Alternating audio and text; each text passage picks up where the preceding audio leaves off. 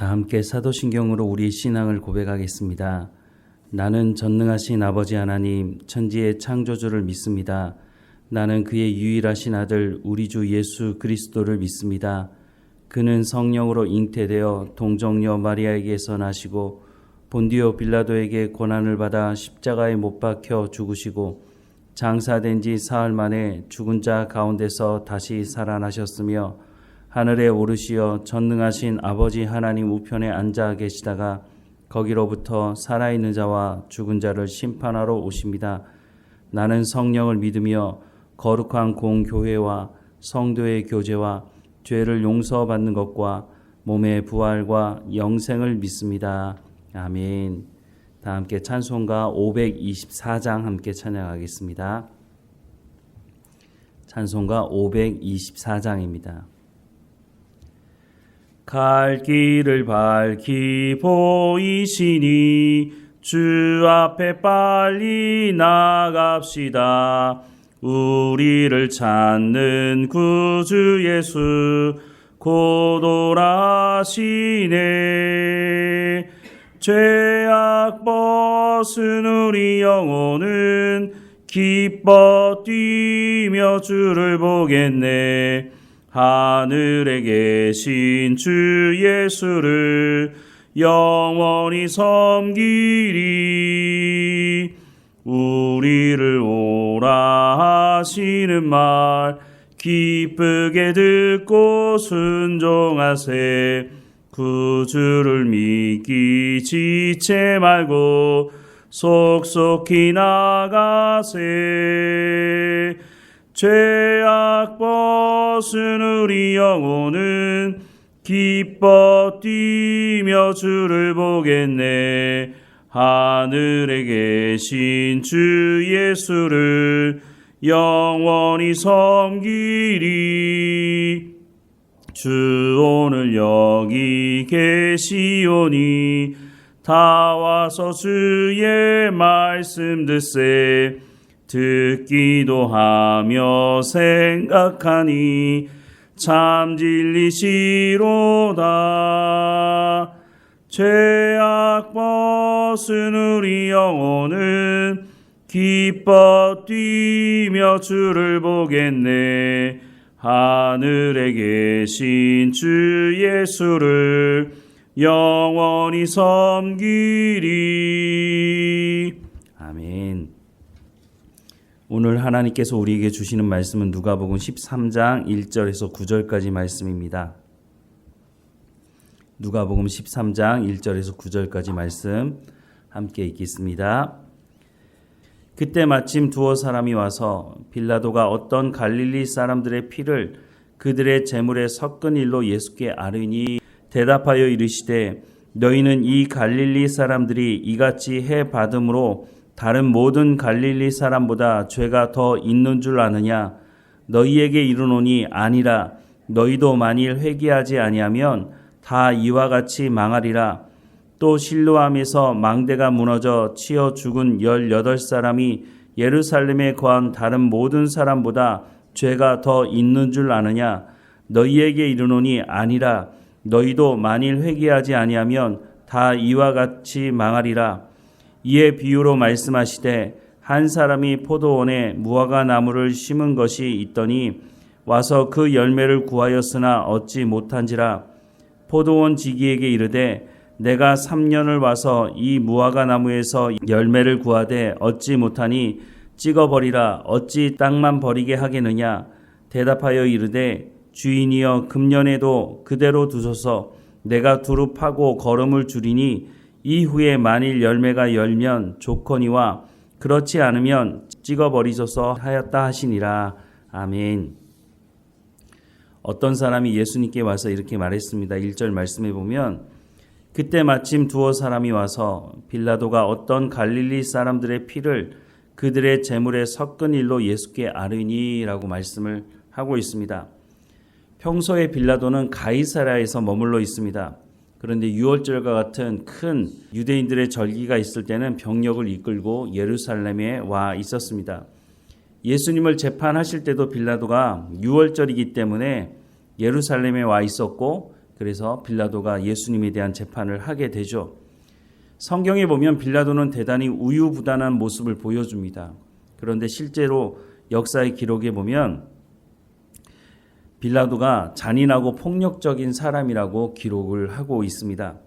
이런 빌라도가 성전에서 제사하러 온 사람들을 잡아서 학살했다고 말씀을 하고 있습니다. 역사적인 기록이 남아있지 않는 것을 보면 아마 소수의 사람들이 빌라도의 손에 의해서 학살을 당한 것으로 보여집니다. 이 이야기를 들은 예수님께서 이렇게 답을 하시는데요. 2절부터 4절 말씀에 보면 대답하여 이르시되 너희는 이 갈릴리 사람들이 이같이 해 받음으로 다른 모든 갈릴리 사람보다 죄가 더 있는 줄 아느냐? 너희에게 이르노니 아니라. 너희도 만일 회개하지 아니하면 다 이와 같이 망하리라. 또 실로암에서 망대가 무너져 치여 죽은 18사람이 예루살렘에 거한 다른 모든 사람보다 죄가 더 있는 줄 아느냐라고 말씀을 합니다. 예수님은 너희도 회개하지 아니하면 다 이와 같이 망할 것이다 라고 말씀을 하고 있습니다. 질문을 듣고 대답하는 예수님의 대답이 동문서답하는 것처럼 보여지지만 질문을 하고 있는 이 사람의 의도가 무엇인지를 예수님 정확하게 아시고 말씀을 하시고 있는 것입니다. 빌라도가 사람을 죽인 것이 그 사람들이 죄 때문에 죽은 것 아닙니까? 라고 이 사람이 질문을 하고 있는 것입니다. 당시 사람들은 사람들이 큰 고난을 당하거나 자기가 의도하지 않은 어떤 죽임을 당하거나 하면 그 사람 무슨 죄가 있어서 그런 것 아니야? 라고 생각을 했다는 겁니다. 이게 근거가 없는 것이 아니라 신명기적인 세계관을 가지고 있는 사람들은 그렇게 생각을 했다는 것입니다. 신명기 28장 1절부터 6절 말씀에 보면 내가 내 하나님 여호와의 말씀을 삼가 듣고 내가 오늘 내게 명령하는 그의 모든 명령을 지켜 행하면 내 하나님 여호와께서 너를 세계 모든 민족 위에 뛰어나게 하실 것이라. 내가 내 하나님 여호와의 말씀을 청종하면 이 모든 복이 내게 임하며 내게 이르리니 성읍에서도 복을 받고 들에서도 복을 받을 것이며 내 몸의 자녀와 내 토지의 소산과 내 짐승의 새끼와 소와 양의 새끼가 복을 받을 것이며 내 광주리와 떡 반죽 그릇이 복을 받을 것이며 내가 들어와도 복을 받고 나가도 복을 받을 것이니라 라고 말씀하고 있습니다. 하나님의 말씀을 듣고 순종하면 하나님께서 복을 주신다고 말씀하고 있습니다. 이것은 하나님의 언약입니다. 또 하나님은 이렇게 말씀하십니다. 신명기 28장 15절에서 19절 말씀을 보면 내가 만일 내 하나님 여호와의 말씀을 순종하지 아니하여 내가 오늘 내게 명령하는 그의 모든 명령과 규례를 지켜 행하지 아니하면 이 모든 저주가 내게 임하며 내게 이를 것이라. 내가 성읍에서도 저주를 받으며 들에서도 저주를 받을 것이요 또 내 광주리와 떡 반죽 그릇이 저주를 받을 것이요 내 몸의 소생과 내 토지의 소산과 내 소와 양의 새끼가 저주를 받을 것이며 내가 들어와도 저주를 받고 나가도 저주를 받으리라 라고 말씀을 하고 있습니다.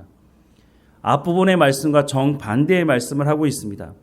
하나님의 말씀을 듣고 순종하지 않으면 하나님께서 이와 같은 저주를 임하게 하실 것이다 라고 하는 이 말씀도 하나님의 말씀이고 언약의 말씀인 것이죠. 바로 이런 세계관을 가지고 있는 사람들이 어떤 사람에게 고난이나 이런 일들이 벌어지는 것을 보면 저 사람 하나님 말씀을 듣고 순종하지 않은 거야. 그러니까 벌을 받은 거야. 저주를 받은 거야. 라고 생각할 수 있다는 것입니다. 그래서 이런 신명기적인 세계관을 가지고 있는 사람들은 예수님께 질문을 하는 것처럼 하나님께 제사를 드리러 가는데 빌라도에 의해서 죽임을 당했다면 그 사람 죄 때문에 죽임을 당한 것 아닙니까? 라고 말을 하는 것입니다. 그런데 이런 신명기적인 세계관이 틀린 것은 아니지만 이런 신명기적인 세계관을 가지고 성경을 다 해석할 수는 없다는 것입니다. 우리가 살다 보면 그 사람 죄가 없는데 왜 이 사람이 이런 고난을 당하지? 이런 모습을 볼 때가 있습니다. 대표적인 예가 욥 아닙니까? 욥은 하나님께서 인정하는 경건한 사람이었습니다. 그런데 이 경건한 하나님의 사람이 어느 날 엄청난 고난을 당하게 됩니다. 그래서 친구들이 찾아와서 뭐라고 말합니까? 너 하나님 앞에 회개하지 않은 것이 분명히 있어. 그러니까 하나님 앞에 회개하면 하나님께서 너를 다시 회복시켜 주실 거야 라고 하는 내용을 욥기에 담고 있지 않습니까?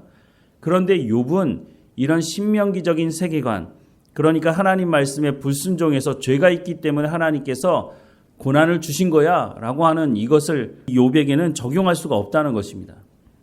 예수님께서 질문을 하는 이 사람들이 가지고 있는 이 신명기적인 세계관이 틀렸다고 말씀을 하는 것은 아니지만 그것으로 모든 것을 다 해석할 수 없다는 것을 예수님은 분명히 말씀하시면서 더 나아가서 예수님께서 말씀하기 원하시는 것은 너 저 사람이 죄 때문에 죽었다고 말하고 있는데 그것이 중요한 것이 아니라 그 사람이 그런 일을 당할 때에 너는 어떤 생각을 하고 있느냐라고 예수님께서 오히려 그 사람에게 너는 죄가 없느냐라고 하는 말씀을 하고 있는 겁니다.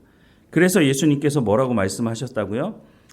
만일 회개하지 아니하면 이와 같이 너도 그렇게 당할 것이다 라고 하는 말씀은 그런 모습을 보면서 내 가운데는 죄가 있지 않나? 라고 하는 것을 살펴보라는 것입니다.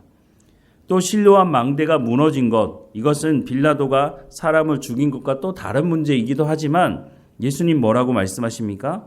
그 모습을 보면서 너는 죄가 없는지를 살펴봐야 한다고 예수님께서 말씀해 주고 있는 것입니다.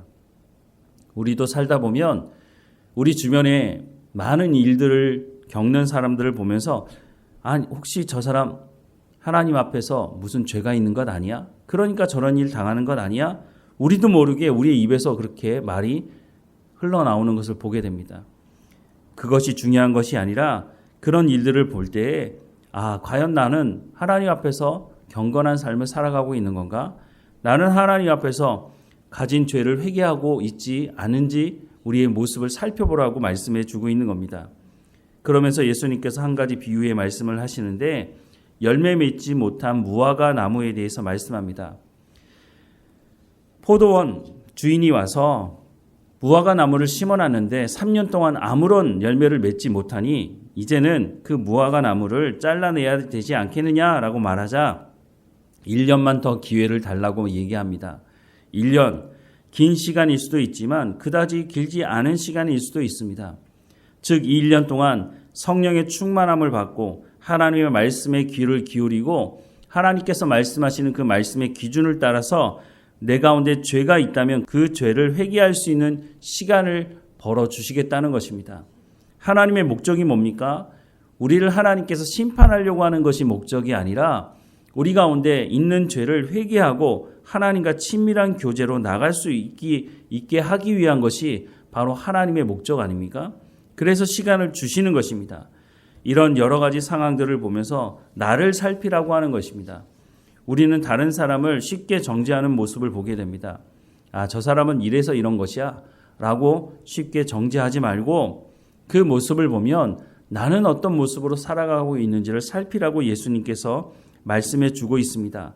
만약 그 사람이 죄가 있다면 하나님께서 빌라도를 통해서라도 또 실로암 망대가 무너지는 것을 통해서라도 다른 어떤 방법을 통해서 심지어는 하나님께서 마지막 심판대 앞에서 하나님께서 그 죄에 대해서 혹독한 벌을 내리실 것이라고 하는 것은 하나님께 맡겨드리고 내가 해야 될 것은 그 사람을 향해서 정죄하는 것이 아니라 나는 어떤 모습으로 하나님 앞에서 살아가고 있는지 내 안에는 하나님 말씀의 기준을 가지고 죄가 있지는 않은지 살펴보라고 하는 것입니다.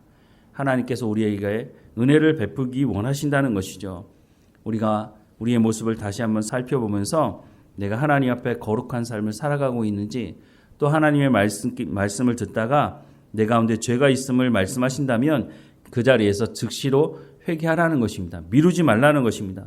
미루게 되면 결국은 무화과 나무가 3년이 되어도 열매를 맺지 못하는 일을 당하게 될 수 있다고 하는 것을 말씀해 주고 있는 것입니다. 회개는 지금 즉시로 당장 하는 것입니다. 회개는 미루어서 하는 것이 아닙니다. 그러니 깨어 있도록 하나님 말씀 앞에서 우리가 하나님의 말씀을 들음으로 깨어 있으므로 하나님 앞에 회개할 것이 있다면 지금 회개해야 할 것입니다. 하나님의 말씀을 듣지 못하면 회개할 수 없습니다. 예수님께서 그렇게 많은 하나님의 말씀을 전함에도 불구하고 그 당시에 바리새인들 서기관들은 어떠했습니까? 예수님을 오히려 잡아 죽이려고 했습니다. 예수님은 회개할 기회를 주시고 있지만 하나님의 말씀을 들을 수 없으면 회개할 수 없다는 것이죠. 그러니 우리가 하나님의 말씀에 귀를 기울여서 하나님 내 가운데 말씀하십시오. 혹이라도 내 가운데 죄가 있는데 깨닫지 못하고 있다면 하나님의 말씀으로 깨달아 알게 하셔서 회개하고 돌이킬 수 있도록 은혜를 베풀어 달라고 기도하며 하나님과 동행하는 우리의 삶이 되기를 주님의 이름으로 축원합니다. 기도하겠습니다. 사랑하는 하나님, 우리 가운데 들을 귀를 허락해 주셔서 하나님의 말씀에 귀를 기울이게 하셔서 하나님께서 말씀하실 때 그 말씀에 우리가 반응하며 응답하는 삶을 살아갈 수 있도록 은혜를 허락해 주옵소서. 죄 가운데 빠져 있는 우리에게 하나님 죄에 대해서 말씀하신다면 하나님 그 죄를 깨달아 알게 하셔서 성령의 충만함으로 하나님의 말씀을 깨달아 알게 하셔서 회개하고 돌이킬 수 있도록 다시는 그 자리로 돌아가지 않도록 하나님과 친밀한 교제 가운데 나갈 수 있도록 우리의 삶을 주관하시고 인도해 주옵소서. 오늘도 하나님과 동행하며 하나님과 친밀한 교제를 통해서 세상이 줄 수 없는 평안함을 하나님께서 우리 가운데 허락해 주실 때에 그 평안을 누리며 진리가 너희를 자유케 하리라고 말씀하시니 이 땅에 사는 날 동안 하나님 안에서 참 자유를 누리며 평안을 누리며 하나님의 나라를 이루어가는 삶이 될 수 있도록 은혜를 허락해 주옵소서. 오늘도 우리의 삶을 주관하시고 인도하실 하나님을 의지합니다. 우리의 육체의 연약함도 하나님 주관해 주시고 강건해지도록 하나님 지키시고 인도해 주옵소서. 오늘도 하나님 앞에 성령의 열매를 맺어가는 삶이 될 수 있도록 인도해 주옵소서. 늘 우리와 함께 하시는 하나님께 감사하고 예수님의 이름으로 기도드립니다. 아멘. 하늘에 계신 우리 아버지, 아버지의 이름을 거룩하게 하시며 아버지의 나라가 오게 하시며 아버지의 뜻이 하늘에서와 같이 땅에서도 이루어지게 하소서. 오늘 우리에게 일용할 양식을 주시고 우리가 우리에게 잘못한 사람을 용서하여 준 것 같이 우리 죄를 용서하여 주시고 우리를 시험에 빠지지 않게 하시고 악에서 구하소서. 나라와 권능과 영광이 영원히 아버지의 것입니다. 아멘.